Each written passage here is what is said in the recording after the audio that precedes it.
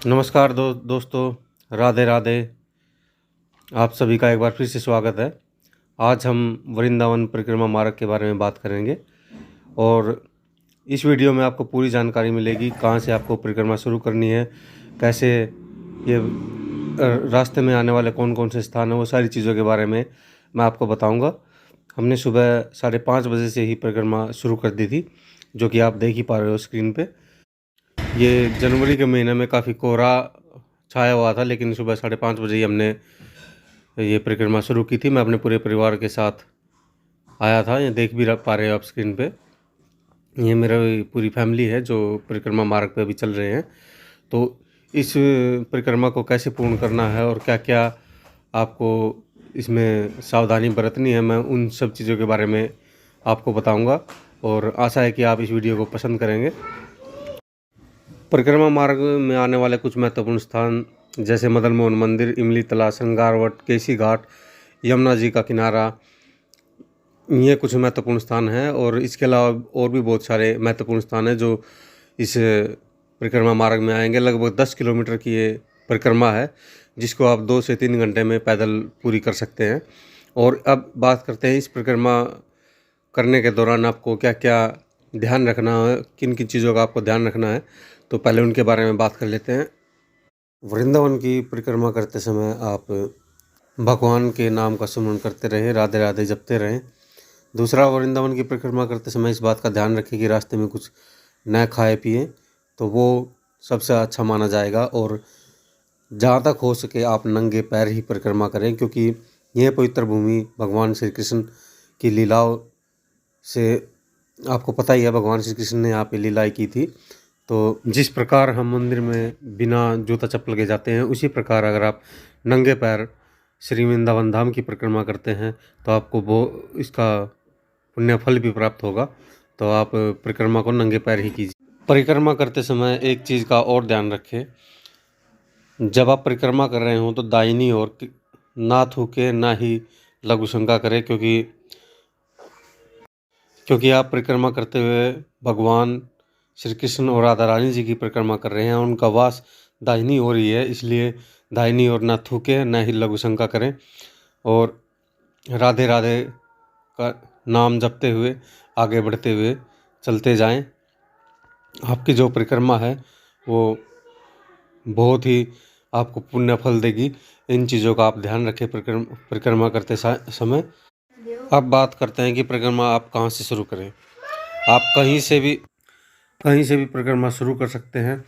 ध्यान बस ये रखना कि जहाँ से आप परिक्रमा शुरू करते हैं वहीं पे परिक्रमा आपको समाप्त करनी होगी। हमने जो परिक्रमा है वो हमारा जहाँ पे हमने होटल लिया था, आनंद धाम गौड़ैया आश्रम, जो कि श्री गोपाल जी, जो गौरी गोपाल जी है, श्री गौरी गोपाल जी आश्रम के बगल में ही है। तो वहाँ से हमने शुरू की थी और अब हम परिक्रमा के दौरान पहुँच चुके हैं श्री राधा केली कुंज आश्रम, जो कि आपने सुना ही होगा, प्रेमानंद जी का आश्रम है। यहाँ पे हम पहुँच चुके हैं परिक्रमा मार्ग पे और यहीं पे हमें सुबह प्रातः प्रेमानंद जी के दर्शन प्राप्त हुए। ये देखो कितना सुंदर तरीके से सजाया हुआ है और मेरा जो पूरा परिवार है वो प्रेमानंद जी के आश्रम के दर्शन करने के लिए वहाँ पे गया था। ये परिक्रमा मार्ग में ही आपको मिल जाएगा। हम परिक्रमा करते करते वहाँ पे पहुँच चुके हैं। बहुत ही सुंदर ये आश्रम है और आश्रम में काफ़ी भीड़, सुबह करीब 5:30 बजे के आसपास हम वहाँ पे पहुँच गए थे और काफ़ी भीड़ वहाँ पे लगी हुई थी जिस समय हम पहुँचे। ये देखिए, आप देख ही पा रहे होंगे। बहुत दिनों से ये इच्छा हो रही थी कि श्री वृंदावन धाम जाएं और श्री प्रेमानंद जी महाराज के आश्रम के दर्शन भी ज़रूर करें। आज सुबह परिक्रमा करते हुए वो इच्छा भी पूरी हुई। तो आप देख ही सकते हो कितना ये सुंदर तरीके से सजाया हुआ है पूरा का पूरा आश्रम। और सुबह सुबह रंगोली भी यहाँ पे की गई है। आप जूते चप्पल बाहर उतार करके आश्रम में प्रवेश कर सकते हैं। और इसी के साथ दर्शन करने के बाद हम बाहर की तरफ चले, क्योंकि परिक्रमा अभी पूर्ण करनी है। राधा नाम का जाप करते हुए आप भी राधे राधे बोलते रहिए और इस परिक्रमा में हमारे साथ बने रहिए। ये वराघाट परिक्रमा मार्ग श्री हित राधा केली आश्रम था, जो कि प्रेमानंद जी महाराज का था। अभी हम आगे बढ़ते हैं परिक्रमा मार्ग पर, और भी आपको बहुत सारी जानकारी देंगे। साथ साथ बने रहिए और जितनी भी महत्वपूर्ण जानकारी है हम साथ साथ आपको बताते भी रहेंगे कि आपको किन चीज़ों का ध्यान रखना है, और परिक्रमा मार्ग में आने वाले जितने भी महत्वपूर्ण स्थान हैं उनके बारे में भी आपको अवगत कराते रहेंगे। तो आप भी राधे राधे बोलते रहिए और आगे बढ़ते हैं और देखते हैं और आने वाले कौन कौन से महत्वपूर्ण स्थान हैं जहाँ पे हम रुकेंगे और उन जगह के बारे में आपको जानकारी देंगे। जैसे कि मैंने आपको बताया कि आप परिक्रमा कहीं से भी शुरू कर सकते हैं, और जहाँ से आपने परिक्रमा को शुरू किया है समाप्त भी उसी स्थान पर करनी होगी, तभी आपकी जो परिक्रमा हो पूर्ण मानी जाएगी। इस परिक्रमा में सबसे पहले मैं आपको बता दूं कि हमने तो श्री गौरी गोपाल जी के आश्रम के पास से परिक्रमा को शुरू किया था, और उससे आगे चल के एक रोड आता है जहाँ पे वहाँ पे आप देखोगे कि वहाँ पे जो इस्कॉन मंदिर है वो भी आपको दिखाई देगा। उस रोड से आप सीधा चलते जाइए, तो इसी रोड पे सीधा आप चलेंगे तो सामने आप देखेंगे कि सबसे पहले जो प्रेमानंद जी का आश्रम आता है वो आएगा, और ये श्री प्रेमानंद जी के आश्रम के बाद हम आगे बढ़ करके श्री लाडली निकुंज वन आनंद धाम के से गुजरते हुए परिक्रमा मार्ग पर आगे बढ़ चले हैं। और भी आगे जो महत्वपूर्ण स्थान आएंगे उनके बारे में आपको बताएंगे। आप जब सुबह परिक्रमा करोगे तो मंदिर में लगातार पूजा और मंत्र जाप होते रहते हैं, घंटियाँ बजती हैं, जिससे मंदिर में और प्रतिमा के आसपास सकारात्मक ऊर्जा का एक घेरा बन जाता है। आपको एक और चीज़ बता दूं कि परिक्रमा को पूरा करने में 2 से 3 घंटे आपको लग सकते हैं, क्योंकि 10 किलोमीटर की ये परिक्रमा लगभग 6 मील का रास्ता है। और अगर और परिक्रमा करते हुए पहुंच चुके हैं हम श्री राधिका सेवा सदन, और इसी रास्ते से आपको आगे बढ़ना है। आप देखते चलिए जो भी महत्वपूर्ण स्थान आएंगे, ताकि आप रास्ता ना भूलें। इसलिए मैं जो भी चीज़ें हैं उनको कवर करता हुआ चल रहा हूँ। इसके साथ ही ये श्री गोपेश्वर गौशाला से हम गुजरे हैं, ये भी परिक्रमा मार्ग में ही है। तो ये जितने भी स्थान आ रहे हैं परिक्रमा मार्ग में मैं आपको दिखाता हुआ चलता हूँ, ताकि आपको किसी से पूछने की ज़रूरत ना पड़े और आप राधे राधे बोलते हुए इस परिक्रमा मार्ग पर आगे चलते रहें। जो भी महत्वपूर्ण स्थान हैं, जो भी की पॉइंट है, वो सारे के सारे मैं आपको दिखाता हुआ चल रहा हूँ। आप देख भी सकते हो। साथ साथ में बहुत से लोग हैं जो दौड़ करके परिक्रमा को पूरा कर रहे हैं, और कुछ लोग दंडवती परिक्रमा भी यहाँ पे कर रहे हैं। तो वृंदावन परिक्रमा का भी अपना एक महत्व है, और लोग भगवान श्री कृष्ण और राधे राधे का जाप करते हुए इस परिक्रमा मार्ग पर आगे बढ़ते हुए चल रहे हैं। ये देखिए, आप देख भी सकते हो। जो भी स्थान आ रहे हैं जितने भी श्री स्वामी नारायण आश्रम इसी परिक्रमा मार्ग पर है, तो आप रास्ते को ना भूलें और इस वीडियो को देखते हुए चलते रहें। जब भी आप वृंदावन आते हैं तो मैं सोचता हूँ कि ये जो वीडियो मैंने बनाया है आप लोगों के लिए, ये आपके लिए काफ़ी सहयोगी रहेगा, क्योंकि कोई भी जो नया आदमी भाई बहन यहाँ पे आता है तो उनको हर जगह रास्ते को पूछते हुए चलना पड़ता है। इसलिए मैंने सारे के सारे जो की पॉइंट है वो इस वीडियो में कवर किए हैं, ताकि जो मेरे बहन भाई हैं वृंदावन श्रीधाम वृंदावन आते हैं और परिक्रमा करना चाहते हैं, तो वो इस वीडियो के माध्यम से सारी की सारी जो इन्फॉर्मेशन है वो देख सके। मेरा पूरा परिवार भी मेरे साथ है इस वीडियो में, आप देख ही पा रहे होंगे। हम भी धीरे धीरे और राधे राधे का जाप करते हुए परिक्रमा मार्ग पर आगे बढ़ रहे हैं। तो देखते हैं और कौन कौन से महत्वपूर्ण स्थान इस परिक्रमा मार्ग पर आते हैं। और आप हमारे साथ इस वीडियो के अंत तक बने रहें, क्योंकि जो वीडियो है आप लोगों के लिए काफ़ी हेल्पफुल ये रहेगा जब भी आप श्री धाम वृंदावन दर्शन के लिए आते हैं। अभी एक और गौशाला इस मार्ग पर आई है और हम अभी इस्कॉन गौशाला और न्यू मार्केट का यहाँ पे बोर्ड लगा हुआ है, उसी से आगे बढ़ रहे हैं परिक्रमा मार्ग पर। देख भी रहे होगे आप, इस्कॉन गौशाला एंड न्यू मार्केट यहाँ पे लिखा हुआ है। हाँ, इसी रास्ते पे आपको बहुत सारी गौशाला देखने को मिलेगी। तो आप जो गौ माता है उसके लिए गुड़ साथ में रखें, और जहाँ पे भी आपको गौ माता दिखाई दे तो उसको गुड़ का दान अवश्य करें, तो उसका भी आपको काफ़ी फल मिलेगा। ये सब परिक्रमा मार्ग पर बहुत सारी गायें आपको देखने को मिल जाएगी। और अभी हम गुजर रहे हैं श्री राधिका सेवा ट्रस्ट के पास से और परिक्रमा मार्ग पर आगे बढ़ते हैं। आप भी राधे राधे बोलते हुए इस परिक्रमा मार्ग पर हमारे साथ चलिए।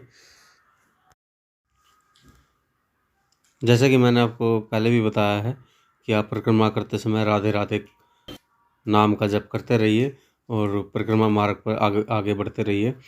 अभी हम थोड़ी सी देर में काली दह के पास से गुजरेंगे। जैसा कि अभी देखिए, ये है काली दह मंदिर जिसका बोर्ड लगा हुआ है राइट हैंड साइड पे। तो उसके पास से अब हम गुजर रहे हैं और थोड़ी देर में हम पहुंचेंगे चीर घाट पे, फिर केसी घाट और यमुना जी के दर्शन करते हुए आगे बढ़ेंगे। यमुना जी में सुबह सुबह जब हम गए थे तो वहाँ पे यमुना जी की आरती भी उस टाइम पे हो रही थी और बहुत ही सुंदर प्रतिमा वहाँ पे लगी हुई थी। तो सुबह आप जब भी परिक्रमा शुरू करें तो आपको ये सब चीज़ें जो हैं वो देखने को मिलेंगी। ध्यान रहे कि आप रास्ते में कुछ खाएं पिए ना, और राधे राधे नाम जप करते हुए आगे बढ़ते रहें। ये देखिए, काफ़ी लोग आपको सुबह मिलेंगे। वैसे तो आपको कोई दिक्कत नहीं होगी, क्योंकि बहुत सारे लोग सुबह सुबह ही श्री वृंदावन धाम की परिक्रमा करते हैं, तो वो सब भी आपको रास्ते में मिल जाएंगे। उन्हीं के पीछे पीछे आप जो परिक्रमा मार्ग है उस पर चल के जा सकते हैं। थोड़ी देर में अब हम पहुंचेंगे चीर घाट पे। देखिए, रास्ते में आपको बाबा, बहुत सारे साधु संत आपको मिलेंगे, तो हो सके तो उनको चाय पानी आप पिला सकते हैं। और बहुत सारी जो गायें हैं वो आपको मिलेंगी, तो उनके लिए गुड़ वगैरह साथ रखें और गाय को खिलाते हुए अवश्य चलें। आपको इन सब चीज़ों का पुण्य फल आपको प्राप्त होगा। अभी देखिए हम कहाँ पहुँच चुके हैं। ये पार्किंग स्पॉट है। अगर आप व्हीकल वगैरह आपके साथ है, कोई गाड़ी साथ है, तो आप पार्क यहाँ पे कर सकते हैं। लेकिन उससे पहले मैं आपको एक और महत्वपूर्ण जानकारी दे दूँ। आप जो है होटल या रूम की अगर आप बुकिंग करना चाहें तो yatradham.org पे जाके जितने भी धार्मिक स्थल है वहाँ से आप बुकिंग कर सकते हैं। और मैंने भी yatradham.org से ही बुकिंग किया था और मैं रुका था श्री आनंद धाम गौड़ई आश्रम, जो कि गौरी गोपाल आश्रम के बिल्कुल बगल में ही है। तो वहीं से मैंने परिक्रमा शुरू की थी। तो आप भी yatradham.org पे जाके बुकिंग कर सकते हैं, जिसमें आपको काफ़ी सस्ते रूम इस साइट पे आपको अवेलेबल हैं। और जितने भी भारत में धार्मिक स्थान हैं उन सभी के जो रूम हैं, रूम की जो व्यवस्था है वो आपको यहाँ पे मिल जाएगी। काफ़ी सस्ते रूम यहाँ पे उपलब्ध हैं। आप एक बार साइट विज़िट करें, और अगर आपके पास दूसरा ऑप्शन है तो वह भी आप देख सकते हैं।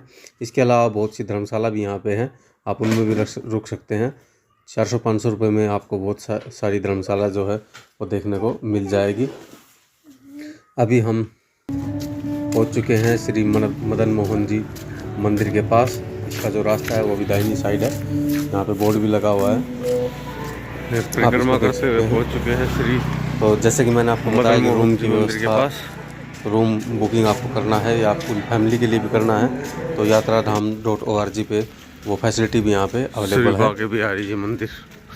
अभी थोड़ी देर में हम श्री बाकी बिहारी जी मंदिर के पास से गुजरेंगे। ये सब आपको परिक्रमा मार्ग में ही सारे महत्वपूर्ण स्थान जो है वो देखने को मिल जाएंगे। अगर आप मैंने आपको रूम के लिए बता दिया। और जो श्री आनंद धाम गौड़िय आश्रम है वहाँ पे पार्किंग की फैसिलिटी भी अवेलेबल है। रूम आपको हर प्रकार के मिल जाएंगे। अगर आप फैन वाला रूम चाहते हैं तो वो भी आपको देखने को मिल जाएगा। इसके अलावा एसी रूम की बुकिंग आप वहाँ पे कर सकते हैं। कूलर वाले रूम भी वहाँ पे उपलब्ध है। सभी के अलग अलग चार्जेस हैं। 500 रुपये से स्टार्ट होके 1000-1500 तक के रूम आपको वहाँ पे मिल जाएंगे। इसके अलावा वहाँ पे खाने की भी काफ़ी अच्छी व्यवस्था है। और वहाँ पे जो खाना मिलता है वो बिना प्याज और लहसुन के मिलता है। और गाय के जो शुद्ध देसी घी है उसमें बनाया हुआ खाना आपको वहाँ पे मिलेगा। तो आप वहाँ पे जाके भी रूम बुक कर सकते हैं। इसके लिए ऑनलाइन साइट मैंने आपको बता ही दिया, yatradham.org। तो आप इस साइट पर जाइए और जो रूम हैं वो आप बुक कीजिए। काफ़ी सस्ते आपको रूम यहाँ पे देखने को मिल जाएंगे। साथ में खाने की भी अच्छी व्यवस्था है। ये देखिए श्री बांके बिहारी जी मंदिर के लिए रास्ता यहाँ से जाता है। परिक्रमा मार्ग पर हम आगे बढ़ते हुए यहाँ तक पहुँच चुके हैं। ब्रिज भूमि इस पृथ्वी पर पूर्ण परम ब्रह्म भगवान श्री कृष्ण के अवतार और लीला की भूमि है। ब्रज शब्द ब्रह्म की जन्मस्थली का बोध कराता है, यानी कि भगवान की जो जन्मस्थली है उसी को ब्रजभूमि कहा गया है। संपूर्ण जगत में व्याप्त ब्रह्म की भांति यह ब्रजभूमि भी व्यापक है। वराह पुराण के अनुसार हरिशयनी एकादशी के बाद 4 महीने तक पृथ्वी के सभी तीर्थ ब्रजमंडल में वास करते हैं। अतः ब्रजमंडल अर्थात वृंदावन की परिक्रमा से पृथ्वी के सभी तीर्थों की परिक्रमा का फल प्राप्त होता है। यही कारण है कि ब्रजभूमि में विद्यमान स्थलों की अधिकांश परिक्रमाएं इन्हीं 4 महीनों में संपन्न होती हैं। और वो कौन सी 4 महीने जो मैंने आपको बताया, हरिशयनी एकादशी के बाद के 4 महीने तक पृथ्वी के सभी तीर्थ ब्रजमंडल में ही वास करते हैं। अतः ब्रजमंडल तथा वृंदावन की परिक्रमा से पृथ्वी के सभी तीर्थों की परिक्रमा का फल प्राप्त होता है। तो देख लीजिए इस स्थान का कितना ज़्यादा महत्व है। अभी हम महाप्रभु जी की बैठक जो ये स्थल है वहाँ से गुजर रहे हैं श्री वृंदावन धाम में। आप भी बोलो राधे राधे, जय श्री कृष्ण। और ब्रजभूमि में जो अधिकांश परिक्रमाएं हैं वो इन्हीं 4 महीनों में संपन्न होती हैं। जैसा कि मैंने आपको बताया इस स्थान बहुत ही ज़्यादा महत्व है। मैंने आपको पहले ही बता दिया कि इसके यात्रा को आरंभ और अंत करने का कोई विशेष स्थान नहीं है, लेकिन यदि आप जहाँ से यात्रा शुरू करते हैं वहीं ख़त्म करें तो ही आपकी यात्रा पूरी मानी जाती है। हालांकि ज़्यादातर लोग इस्कॉन मंदिर को यात्रा आरंभ करने का मुख्य स्थान मानकर यात्रा प्रारंभ करते हैं, लेकिन ऐसा कोई विशेष स्थान बताया नहीं गया है कि आप यहाँ से यात्रा को प्रारंभ कीजिए और यहाँ पे समाप्त कीजिए। इसलिए आप जहाँ से यात्रा को शुरू करें वहीं पे उसको समाप्त करें तो आपकी यात्रा पूर्ण मानी जाएगी। और इसी के साथ हम श्रृंगार घाट के पास से गुजर रहे हैं अपनी परिक्रमा को आगे बढ़ाते हुए और राधे राधे का जाप करते हुए। आप भी राधे राधे का जाप करते रहिए और इस वीडियो में हमारे साथ बने रहिए, क्योंकि वीडियो बहुत ही ज़्यादा महत्वपूर्ण और श्री वृंदावन धाम के जितने भी महत्वपूर्ण और तीर्थ स्थल हैं उन सब को इसमें मैंने शामिल किया है। और आप भी इस वीडियो के माध्यम से श्री धाम वृंदावन की पैदल यात्रा को पूरा कर सकते हैं। भविष्य पुराण में जो भविष्य पुराण है उसमें वृंदावन की परिक्रमा 5 कोस की बताई गई है। वराह संहिता में राजस्थली वृंदावन की परिधि एक योजना बताई गई है, किंतु वृंदावन की वर्तमान परिक्रमा 3.5 कोस की है। यदि आप परिक्रमा को इस्कॉन मंदिर में कृष्ण बलराम के मंदिर के सामने से शुरू करते हैं तो लगभग आधा किलोमीटर चलने पर आपको कृष्ण बलराम वृक्ष आता है। और इसी के साथ हम गोविंद घाट से आगे बढ़ते हैं और अब हम चलते हैं चीर घाट की तरफ। तो पुराण में इस पवित्र स्थल का जो वर्णन है उसके अनुसार जब भगवान श्री कृष्ण वृंदावन में अपनी लीलाएं रचते थे तो गोपियाँ यमुना नदी में निरवस्त्र ही स्नान करती थी। चूँकि यमुना महारानी को श्री कृष्ण की पटरानी भी कहा जाता है, तो उसमें बिना वस्त्र स्नान करना स्त्रियों के लिए भी निषेध होता है। भगवान श्री कृष्ण ने विश्व को यही संदेश दिया कि एक बार जब कि बिना जो वस्त्र के हैं वो पानी में स्नान नहीं करना चाहिए। और ये देख रहे हो जो आप, वो वही कदम्ब का वृक्ष है जिस पर भगवान श्री कृष्ण गोपियों के वस्त्र लेके इस पेड़ पर बैठ गए थे। तो इस वृक्ष को भी आप देख सकते हो, ये वही कदम्ब का वृक्ष है। लगभग 6000 साल पुराना ये पेड़ आज भी श्रीधाम वृंदावन में ऐसा है। अभी थोड़ा सा जो इसकी कई टहनियाँ जो है वो सूख चुकी हैं, लेकिन पेड़ पे हरी पत्तियाँ आज भी मौजूद है। काफ़ी पवित्र ये वृक्ष है, कदम्ब का वृक्ष, जिस पे भगवान श्री कृष्ण भी कभी बैठे थे। तो भगवान श्री कृष्ण गोपियों को सबक सिखाने के लिए उनके जो कपड़े हैं वो उठाकर ले गए थे और यमुना किनारे जो कदम्ब का वृक्ष जो मैंने आपको अभी दिखाया उस पर जाके बैठ गए थे। जब गोपियाँ स्नान के बाद बाहर निकलने की हुई तो उन्हें वस्त्र नहीं मिले, तो वो विचलित हो गई। चारों ओर देखा और वस्त्रों के लिए पुकार लगाई, लेकिन उन्हें कहीं कोई दिखाई नहीं दिया। इसी बीच गोपियों की निगाह यमुना किनारे इस कदम्ब के वृक्ष पर बैठे भगवान श्री कृष्ण और उनके वस्त्रों पर पड़ी। गोपियाँ भगवान से अपने वस्त्र वापस लौटाने की गुहार लगाने लगी, लेकिन श्री कृष्ण ने बिना वस्त्रों के फिर यमुना में स्नान न करने का संकल्प लेकर ही वस्त्र वापस लौटाए। तभी से इस स्थान को पवित्र चीर घाट का नाम दिया गया। लोग आज भी इस स्थल की पूजा कर पुण्य कमाने देश और विदेश सब जगह से यहाँ पे आते हैं। तो ये थी चीर घाट में भगवान श्री कृष्ण की लीला, जिन्होंने यह संदेश दिया कि बिना वस्त्रों के यमुना जी में स्नान ना करें। और अब परिक्रमा मार्ग में हम चलते हैं यमुना जी की तरफ। जब सुबह सुबह हम यहाँ पे पहुँचे तो उस समय यमुना जी की पवित्र आरती यहाँ पे हो रही थी, जिसको देख के काफ़ी ज़्यादा अच्छा लगा और सुकून यहाँ पे महसूस हुआ।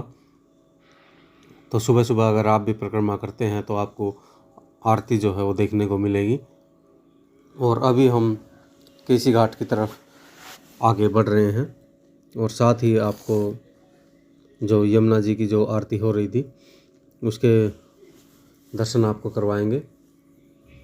केसी घाट के बारे में भी मैं आपको थोड़ी जानकारी दूंगा कि किस वजह से केसी घाट का नाम केसी घाट पड़ा।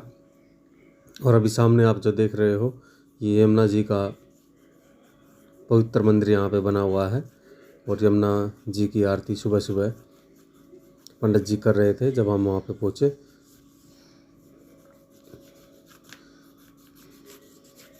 श्री वृंदावन धाम की जो परिक्रमा है वो मैंने आपको पहले ही बता दिया, 10 किलोमीटर के करीब ये परिक्रमा है और जहाँ से आप शुरू करेंगे वहीं पे ये समाप्त करनी होगी। ये देखिए, ये श्री यमुना जी का पवित्र मंदिर यहाँ पे बना हुआ है। देखिए, आप भी दर्शन कीजिए और राधे राधे बोलते हुए हमारे साथ बने रहिए इस वीडियो में। सुबह सुबह पंडित जी आरती कर रहे थे जिस टाइम हम परिक्रमा करते हुए यहाँ पे पहुँचे। अब केसी घाट के बारे में मैं आपको थोड़ा सा बता दूं कि ये उस समय की बात है जिस टाइम पे कृष्ण भगवान श्री कृष्ण यहाँ पे गोचारण कर रहे थे। सखा मधुमंगल ने हंसते हुए श्री कृष्ण ने से कहा, प्यारे सखा, यदि तुम अपना मोर मुकुट, मधुर मुरलिया और पीत वस्त्र मुझे दे दो तो सभी गोपियाँ मुझसे ही प्यार करेंगी तथा रसीले लड्डू मुझके ही खिलाएंगी, तुम्हें कोई पूछेगा भी नहीं। कृष्ण ने हंसकर अपना मोरपंख, पीताम्बर, मुरली और लकुटी मधुमंगल इतलाता हुआ इधर से उधर घूमने लगा। इतने में ही महापराक्रमी केसी दैत्य विशाल घोड़े का रूप धारण कर कृष्ण का वध करने के लिए हिनहिनाता हुआ वहां उपस्थित हुआ। उसने महाराजगण से सुना था कि जिसके सिर पर मोर पंख, हाथों में मुरली और अंगों पे पीत वसन देखो उसे कृष्ण समझकर अवश्य मार देना। उसने कृष्ण सजे हुए मधुमंगल को देखकर अपने दोनों पिछले पैरों से आक्रमण किया। कृष्ण ने झपट कर पहले मधुमंगल को बचा लिया, इसके पश्चात केसी दैत्य का वध किया। मधुमंगल को केसी देते हैं कि पिछले पैरों की चोट तो नहीं लगी, किंतु उसकी हवा से ही उसके होश उड़ गए। केसी वध के पश्चात वह सहमा हुआ तथा लज्जित होता हुआ कृष्ण के पास आया और उनकी मुरली, मयूर, मुकुट, पीताम्बर लौटाते हुए बोला, मुझे लड्डू नहीं चाहिए, प्राण बचे तो लाखों पाए। ग्वाल बाल हंसने लगे। आज भी केसी घाट इस लीला को अपने हृदय में संजोए हुए विराजमान है।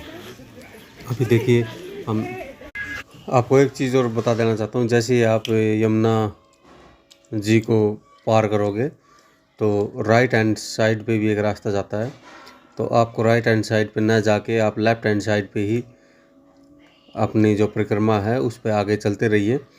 ये पूरी की पूरी जो चीज़ है आप वीडियो में भी देख सकते हैं। वहाँ पे जो आपने देखा होगा कि जो जैसे ही हम यमुना जी से निकलते हैं तो एक रास्ता सीधे हाथ को जाता है, दूसरा उल्टे हाथ को जाता है। तो आप जो उल्टे हाथ वाले रास्ते पे अपनी परिक्रमा को जारी रखिए। और भी हम कृष्ण की लीलाओं के बारे में बात करते रहेंगे, ताकि आप जो इस वीडियो में और भी जो महत्वपूर्ण जानकारी है वो आप तक पहुंचा सके। देखिए, ये रास्ता है, आप सीधा इसी रास्ते पे आगे बढ़ते रहिए। आपको बहुत सारी जो की पॉइंट है, जो भी महत्वपूर्ण स्थान है, वो हम आपको बताएंगे। श्री देवरा बाबा घाट के पास अब हम आ चुके हैं परिक्रमा को करते हुए। इसके मार्ग में थोड़ा सा मैं आपको रिमाइंड करवाना चाहूँगा।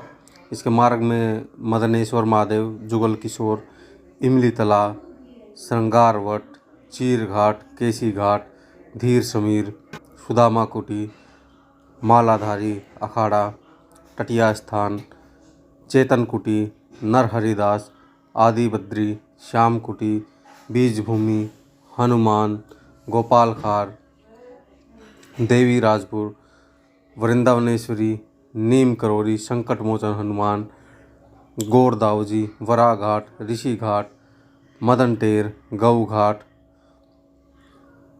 राम गिलोला, कालीदे और मदन मोहन मंदिर आदि प्रमुख दर्शनीय स्थल आपको देखने को मिलेंगे। अभी देखिए, हम इस मंदिर के पास पहुंच चुके हैं। ये भी परिक्रमा मार्ग पर ही आपको देखने को मिलेगा। ये देखिए, बहुत ही सुंदर ये मंदिर था। और इसी के साथ हम पहुंच चुके हैं श्री घमंड देवाचार्य पीठ के पास। ये भी परिक्रमा मार्ग पर ही, जो मैंने आपको पहले भी स्थान बताए हैं, ये सारे के सारे स्थान दर्शनीय हैं और परिक्रमा मार्ग पर ही आपको देखने को मिलेंगे। थोड़ा सा अंदर आप जाएंगे तो श्री बांके बिहारी जी का मंदिर, और उससे थोड़ा सा आगे चल के निधि वन में भी आप परिक्रमा मार्ग से अंदर की तरफ जा सकते हैं। ये सारी की सारी जो चीज़ें हैं ये बहुत ही महत्वपूर्ण हैं और परिक्रमा मार्ग में ही आपको देखने को मिल जाएंगी। इसके साथ ही कुछ जो चीज़ें हैं, जैसे निधि वन है, उसके लिए आपको थोड़ा सा अंदर जाना पड़ेगा।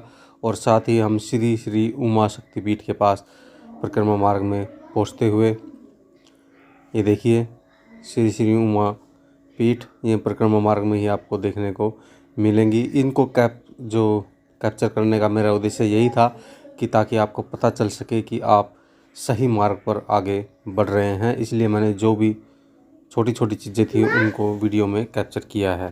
थोड़ा सा हम निधि वन के बारे में भी आपको बता देते हैं कि निधि वन की मान्यता है कि आज भी रात को कृष्ण गोपियों संग यहाँ पे रास रचते हैं।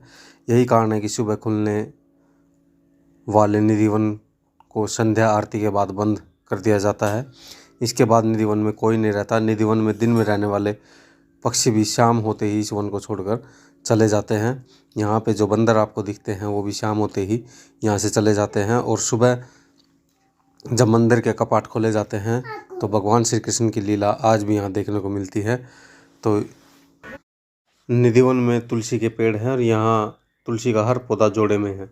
मान्यता है कि जब श्री कृष्ण और राधा रास लीला करते हैं तो ये तुलसी के पौधे गोपियाँ बन जाती हैं और सुबह होने पर तुलसी के पौधों में परिवर्तित हो जाते हैं। यहाँ लगे वृक्षों की जो शाखाएं हैं वो ऊपर की ओर नहीं बल्कि नीचे की ओर बढ़ती है। ये ऐसे फैले हैं कि रास्ता बनाने के लिए इन पेड़ों को डंडों के सहारे रोका गया है। निधिवन के अंदर ही एक रंग महल है, जिसके बारे में मान्यता है कि रोज रात यहाँ पर राधा और कृष्ण रास रचाते हैं। रंग महल में राधा और कृष्ण के लिए रखे चंदन की पलंग को शाम 7 बजे के पहले सजा दिया जाता है और पलंग के बगल में एक लोटा पानी और राधा के श्रृंगार का सामान और दातुन संग पान रख दिया जाता है। रंग महल के पट सुबह 5 बजे खुलते हैं। उस समय बिस्तर अस्त व्यस्त, लोटे का पानी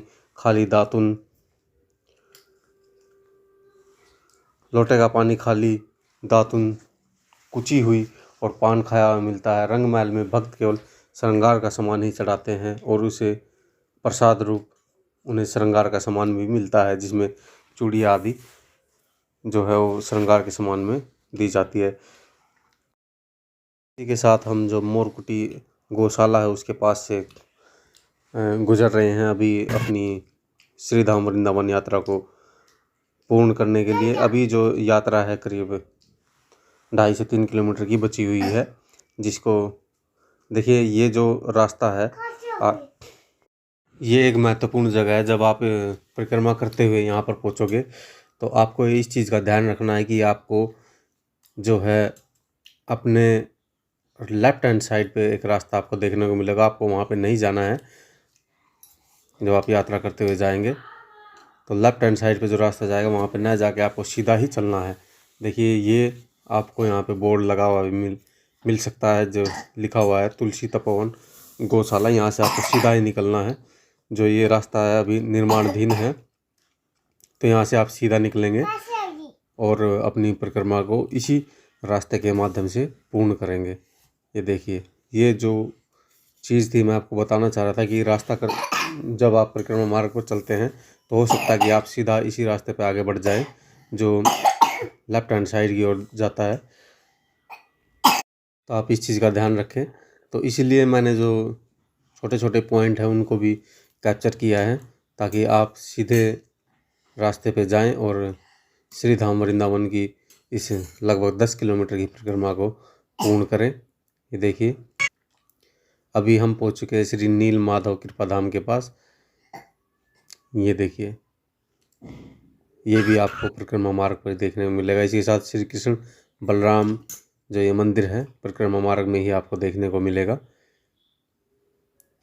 ये कुछ महत्वपूर्ण स्थान हैं जो आपको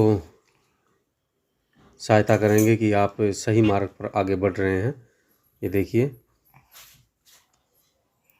ये एक और मंदिर जो है आपके राइट हैंड साइड पे आएगा। तो इन चीज़ों को आप देखते हुए आगे बढ़ते रहिए और जब भी आप श्री धाम वृंदावन की परिक्रमा करें तो इस वीडियो को एक बार ज़रूर देख लें, ताकि आपको ये पता चल जाए कि आप ठीक रास्ते पे आगे बढ़ रहे हैं और परिक्रमा को पूरा इसी रास्ते के माध्यम से आप करेंगे। ये देखिए जो भी महत्वपूर्ण स्थान आ रहे हैं ये पहचान के लिए इस वीडियो में कैप्चर किए गए हैं, ताकि आने वाले श्रद्धालुओं के लिए ये वीडियो जो है वो काफ़ी सहायक हो सके। ये देखिए एक और महत्वपूर्ण स्थान इसी रास्ते पर श्री स्वामीनारायण मंदिर जो है आप देख सकते हो, भगवान विष्णु जी का ये मंदिर परिक्रमा मार्ग पर। ये देखिए थोड़ा सा और आपको जो परिक्रमा मार्ग है थोड़ा सा आगे चल के एक मंदिर और आएगा। देखिए ये जो सामने आपको गाड़ी दिख रही है ये रास्ता श्री चामुंडा देवी मंदिर की तरफ जाता है। ये देखिए तो आपको इस रास्ते पर न जाके आपको सड़क वाला जो पक्की सड़क वाला रास्ता ही आपको चुनना है। आप इसी रास्ते से आगे बढ़ेंगे। श्री धाम वृंदावन की परिक्रमा मार्ग को आप इसी रास्ते के माध्यम से पूरा करेंगे। एक ही जो रास्ता नीचे की तरफ मंदिर की तरफ जाता है और ये आगे जो है रास्ता ये आपको जहाँ से आप परिक्रमा शुरू करते हैं उसी रास्ते पे आगे जाके आपको ख़त्म करनी होती है। तो एक बार फिर से आपको बता दें कि आपने अभी तक इस वीडियो में क्या क्या जो है वो देखा है।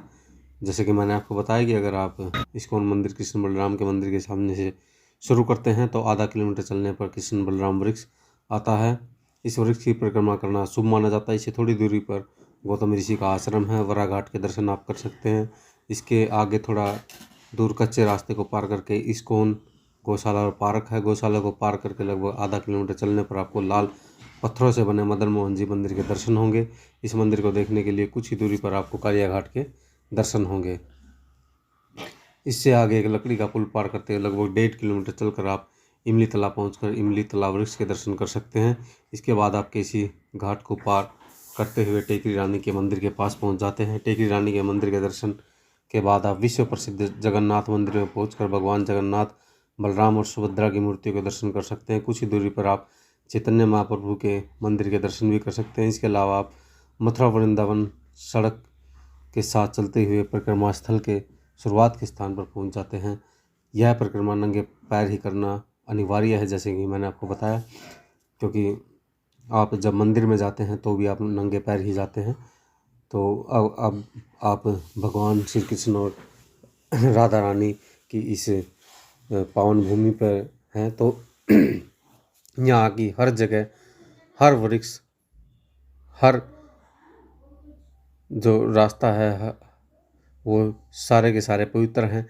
तो आप नंगे पैर ही इसके परिक्रमा कीजिए। जैसे कि आप देख सकते हैं हम परिक्रमा मार्ग पर आगे बढ़ रहे हैं और अब लगभग परिक्रमा ख़त्म होने को ही है। 1 किलोमीटर का लगभग सफ़र और बचा है। तो ये 10 किलोमीटर की जो परिक्रमा है ये आप 2 से 3 घंटे में पूरा कर सकते हैं। और जो भी जितने भी महत्वपूर्ण स्थान इस परिक्रमा मार्ग में आए हैं वो मैंने आपको। वृंदावन को भगवान श्री कृष्ण के बचपन का घर माना जाता है। वृंदावन अपने असंख्य मंदिरों, घाटों और जीवंत सांस्कृतिक वातावरण के कारण कई तीर्थ यात्रियों और पर्यटकों को आकर्षित करता रहा है और करता रहेगा। वृंदावन का इतिहास हिंदू पौराणिक कथा और धार्मिक मान्यताओं में गहराइयों से निहित है। वृंदावन भगवान कृष्ण से जुड़ा है, जो हिंदू धर्म में सबसे प्रतिष्ठित और प्रिय देवताओं में से एक है। शहर की उत्पत्ति भगवान कृष्ण की दिव्य लीलाओं और बचपन के कारनामों से जटिल रूप से जुड़ी हुई है। प्राचीन ग्रंथों भागवत पुराण, विष्णु पुराण के अनुसार वृंदावन को वह स्थान कहा जाता है जहां भगवान कृष्ण ने अपने प्रारंभिक वर्ष एक चरवाहे के रूप में बिताए थे। ऐसा माना जाता है कि भगवान कृष्ण उनके बड़े भाई बलराम को उनके माता पिता वासुदेव और देवकी दुष्ट राजा कंस से बचाने के लिए, जो उन्हें मारना चाहता था, वृंदावन लेकर आ गए थे। कहा जाता है कि वृंदावन के पवित्र वन, घास के मैदान और यमुना नदी भगवान कृष्ण की दिव्य पत्नी और उनके चरवाहा मित्रों के साथ मनमोहक लीलाओं के गवाह हैं। प्रेम और भक्ति की ये दिव्य लीलाएं कई हिंदू धर्म ग्रंथों, काव्य और लोक कथाओं का आधार बनाती है। सदियों से भगवान कृष्ण की उपस्थिति, उनकी दिव्य लीलाओं को मनाने और मानने के लिए वृंदावन में विभिन्न मंदिरों का निर्माण यहाँ पे किया गया है। वृंदावन के कुछ सबसे प्रसिद्ध मंदिरों में, जैसे मैंने आपको बता दिया है, बांके बिहारी मंदिर, इस्कॉन मंदिर और प्रेम मंदिर है।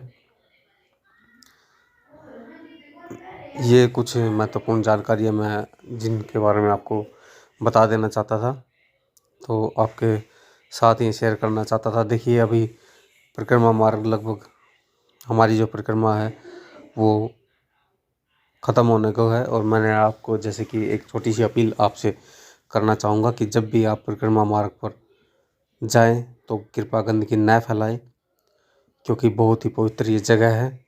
और जैसे कि मैंने आपको पहले बताया कि परिक्रमा मार्ग पर खाने पीने की जो चीज़ है उनसे परहेज़ करें, कुछ भी ना खाए पिए और राधा रानी का जाप करते हुए परिक्रमा मार्ग पर आगे बढ़ते रहें। इस चीज़ का भी ध्यान रखें कि परिक्रमा मार्ग में जो दाहिनी साइड ना ही थूके और ना ही आप लघु शंका करें। ये कुछ जो चीज़ें हैं उनका ध्यान रखें। ये देखिए परिक्रमा मार्ग में जो भी छोटे छोटे से की पॉइंट आए हैं, मैंने उन सभी को कैप्चर किया है आप सब लोगों के लिए, ताकि आप इस वीडियो के माध्यम से, इस वीडियो को देखते हुए आप आगे बढ़ सकें और आपको ये पता लग सके कि आप परिक्रमा मार्ग पर सही रास्ते पर जा रहे हो। अभी ये देखिए एक और जो आश्रम है, एक और जो मंदिर है वो परिक्रमा मार्ग पर हम आगे बढ़ रहे हैं इस मंदिर से। ये देखिए बगल में ही इस मंदिर के पंजाब नेशनल बैंक का ATM भी है। ये देखिए जैसे कि आप देख पा रहे हो श्री बाबा नीव करोरी आश्रम से हम अभी गुजर रहे हैं। और अभी जो हमारी परिक्रमा है वो 200 से 500 से 600 मीटर के करीब बची हुई है।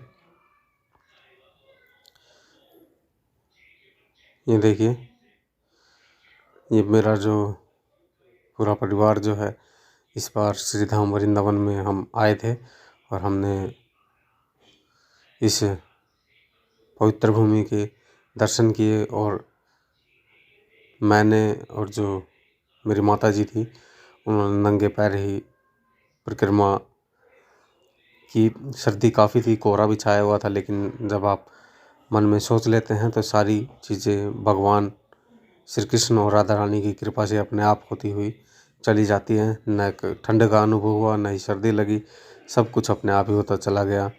भगवान की कृपा आप लोगों पे भी बनी रहे। आप भी अगली बार जब आएँ अपने पूरे परिवार के साथ श्री धाम वृंदावन में आएँ और श्री धाम वृंदावन की इस लगभग 10 किलोमीटर की परिक्रमा को पूरा करें, यही उम्मीद करता हूँ। और ये भी उम्मीद करता हूँ कि आप सभी लोगों को जो ये वीडियो है वो पसंद आई होगी। और आप जब भी श्री धाम वृंदावन आएंगे तो आप लोगों के लिए काफ़ी ये वीडियो काफ़ी सहायक रहेगा, क्योंकि जो भी की पॉइंट है वो सारे के सारे इस वीडियो में मैंने लिए हैं। और आप सभी लोग भी राधे राधे का जाप करते रहिए, भगवान श्री कृष्ण की लीलाओं से आप अवगत हो सके। इसीलिए इस जो वीडियो का उद्देश्य है वो यही है कि आप जब भी श्री धाम वृंदावन आए तो आप परिक्रमा मार्ग पर आप सही रास्ते पर जाते रहें, आगे बढ़ते रहें, राधा राधा का आप जाप करते रहें। बोलो जय श्री कृष्ण, जय राधे राधे। और अगर वीडियो अच्छी लगी हो तो दोस्तों को शेयर ज़रूर करें।